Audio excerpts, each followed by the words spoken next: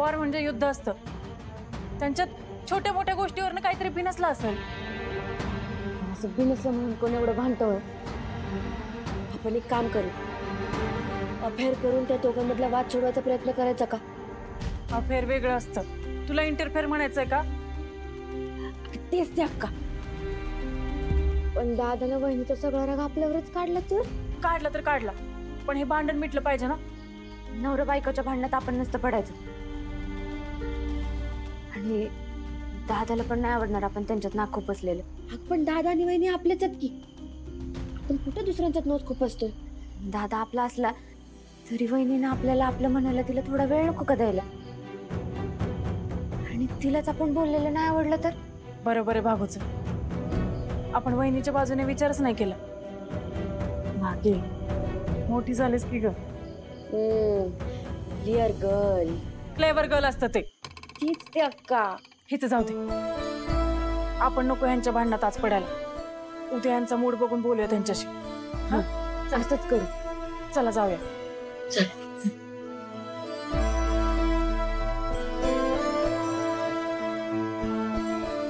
धनु, असं चोरून बोलणं ऐकायचं नसतं. हा, भांडण का होतंय त्याचं कारण ऐकून दे ना फक्त. ते नाही ऐकलं ना तर रात्रभर माझ्या टमकमध्ये पेन होत रे. पोटात दुखेल म्हणते. असं ते दुखू दे थोडंसं.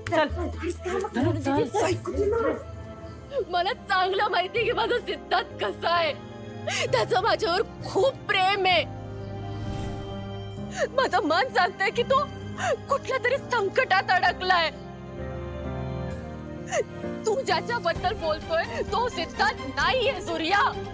तुझं माझं म्हणणं का तुला खरं वाटत नाही? तो सिद्धार्थच होता ग. सूर्या, तू हे सगळं मुद्दाम करतोय. माझ्या नजरेतनं सिद्धार्थ उतरावा आणि मी तुझ्या सोबत संसार करावा म्हणून या सगळ्या गोष्टी बोलतोयस ना तू माझ्या समोर? काय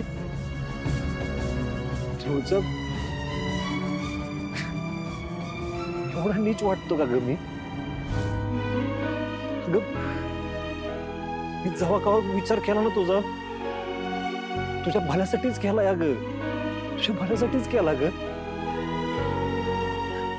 ठीक आहे, तुझा माझ्यावर विश्वास नाही ना? ठीक आहे, तर रविवारी ना तुझ्या डोळ्यासमोर तिचा खरा मुखोटा उतरवी.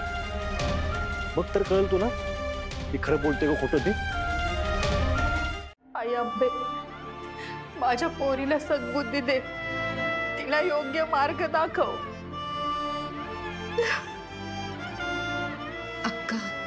अक्का सावरा स्वतःला.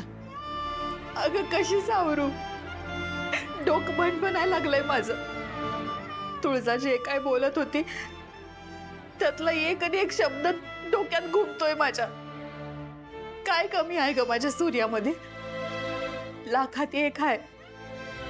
तुळजाला एवढा जपतोय तो, तिच्यासाठी काय नाही केलं त्यानं. आणि हिला त्या सिद्धार्थची वाट बघत बसायचंय. अक्का बरोबर आहे तुमचं. मला सांग, तिचं जर दुसऱ्या कुठल्या पोरावर प्रेम होतं तर ते तिनं आधीच सांगायचं ना आपल्याला. हे सगळं रामायण तरी घडलं नसतं. अहो अक्का, तिचं दुसरं कुणाबरोबर तरी प्रेम आहे ही जर मालकासनी कळलं असतं तर मालकांनी त्याला जिद्द तरी ठेवलं असतं का? आणि कसं आहे, गोष्टी एकदा हातनं घडून गेल्या की आपल्या हातात काय उरतं का? अगं ते सगळं बरोबर आहे ग, पण ह्या सगळ्याची शिक्षा सूर्याला का म्हणून? त्यानं का सहन करायचं? ऐन लग्नाच्या वेळेस तो सिद्धार्थ मंदिरात वेळेवर पोहोचला नाही, याचाच अर्थ तो तिला फसवतोय हे तुळजाला कळायला नको का? अहो अक्का, प्रेम आंधळ असते असं म्हणतात ती काय उगीच आहे का?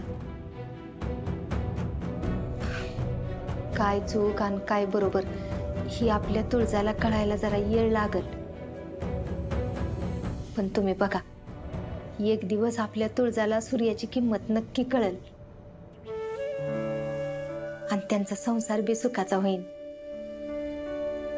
तुम्ही नका काळजी करू. तसंच होऊ दे.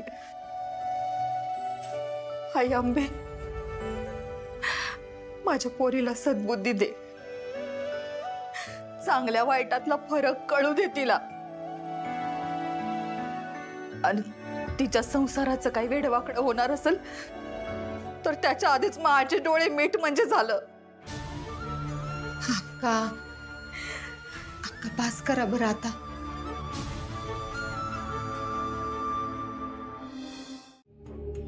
By the way, on a serious note, सांग काय झालं. सो मी त्या मुलाला माझा सरळ नकार कळवला. अँड गेस व्हॉट, त्याने माझा डिसिजन लगेच ऍक्सेप्टही केला. काय? हो, थोडा विचित्रच आहे तो मुलगा, पण एनिवेज माझं काम तरी झालं. आय फील सो रिलॅक्स नाव. नाहीतर या सगळ्यामुळे इतका दडपण आलं होतं ना. I know. आता आपल्या दोघांचे सगळे प्रॉब्लेम सॉल्व्ह होणार, आणि येत्या 2 दिवसात ठरलेल्या ठिकाणी म्हणजे भवानी मातेच्या मंदिरात आपण लग्न करणार, आणि हा देश सोडून आपलं नवं आयुष्य सुरू करू. I am so happy Siddharth. आपण पाहिलेली सगळी स्वप्न फायनली पूर्ण होणार. हे खरंच आहे. असंही मी तुला स्वप्न दाखवायलाच तर आलोय, आणि ती पूर्णही करूया. बाय द वे, तू पैशांचं बोललेलीस. हा, लगेचच ट्रान्सफर करते मी तुला. Okay, great. मग ठरल्याप्रमाणे ठरल्या दिवशी ठरलेल्या वेळेत आपण लग्न करूया. बाय. Love you. बाय. मी आपल्या लग्नाची वाट पाहते.